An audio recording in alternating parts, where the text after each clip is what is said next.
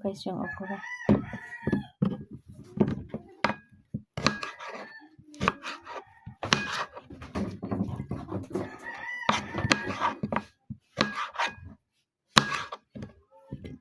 Kuhain natin yun para ihalo natin dito sa ating potbed. Bata pa naman yung okra. Kaya malambot pa siya.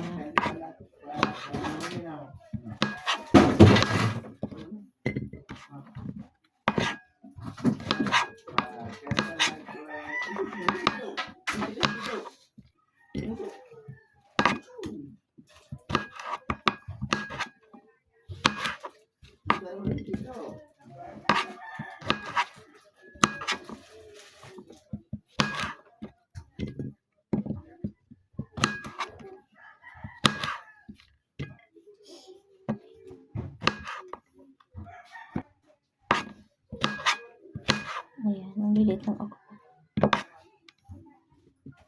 Pero fresh na fresh siya.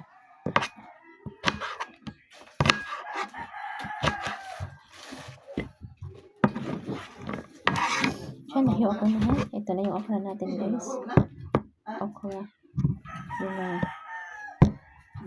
sitaw. Tapos yung ampalaya natin. Tapos yung talong. Yung talong natin guys. Yung tataba ng talong. Tataba ng talong. Tapos ito yung ano ko isasahog ko guys. Isa hipon. Meron akong malalaking hipon. Ayan. So, fresh pa naman siya guys. So, ito na yung aking recipe for today. Ito yung hipon natin na guys. Lalaki ng hipon natin. Ito yung isasahog natin. Ayan. Samahan niyo ako guys sa ating pagluluto ngayon. Ayan yung ating recipe.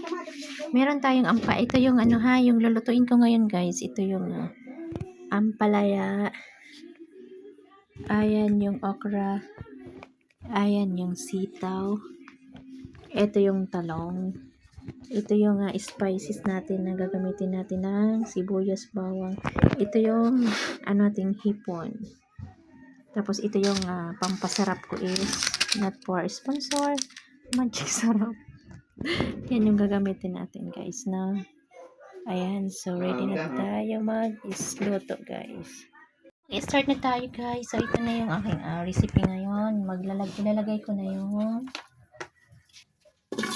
bawang. Igigisa na natin siya.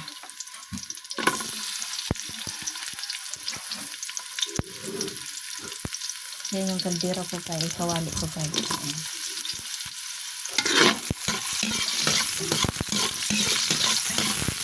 Bango tagala na gisahan.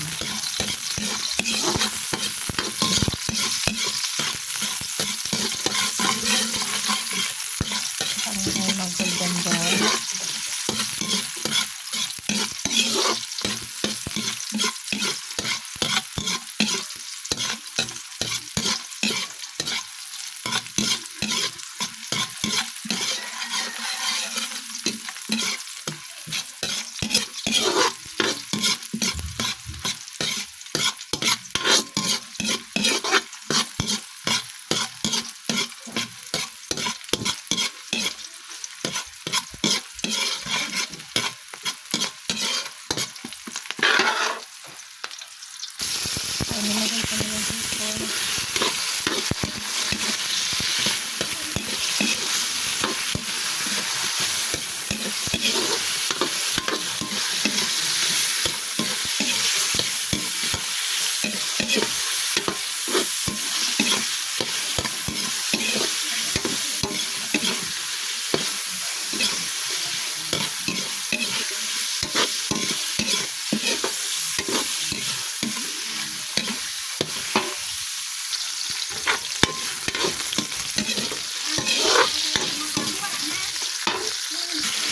Nilagay ko pala muna dyan yung sitaw natin saka yung okra kasi ito yung matigas.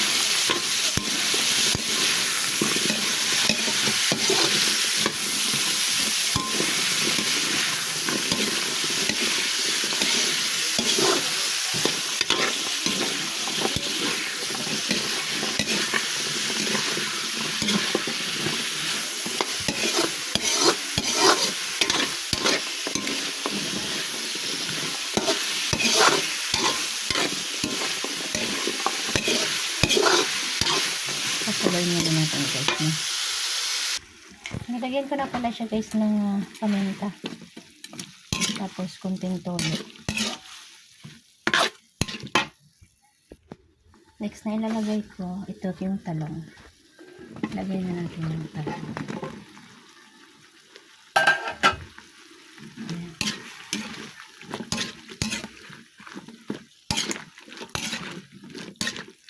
Ating pag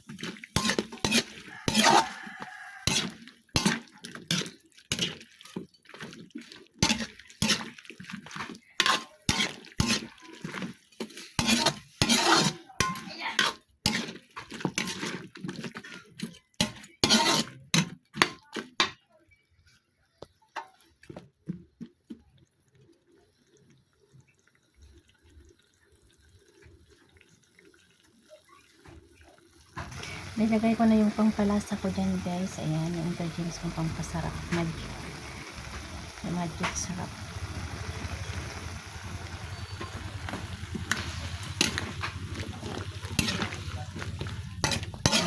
Ayan, natin guys. Panglas ko dyan yung half cook lang natin ng gulay guys. Na half cook lang. Kasi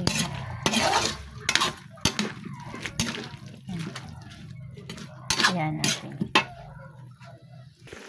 Next na ilalagay natin guys is yung ampalaya. Kasi hindi siya pwedeng ma-overcook. Nila natin yung ampalaya natin.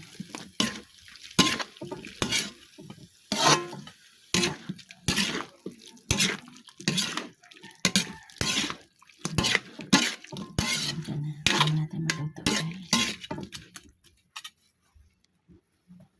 Ano yung tsura niya?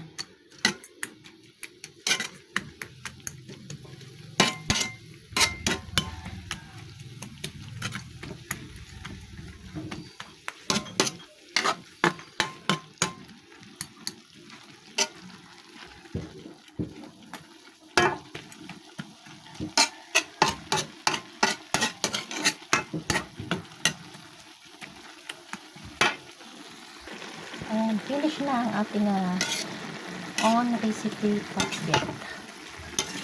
Finish na ang ating pakbet. Thank you guys for watching.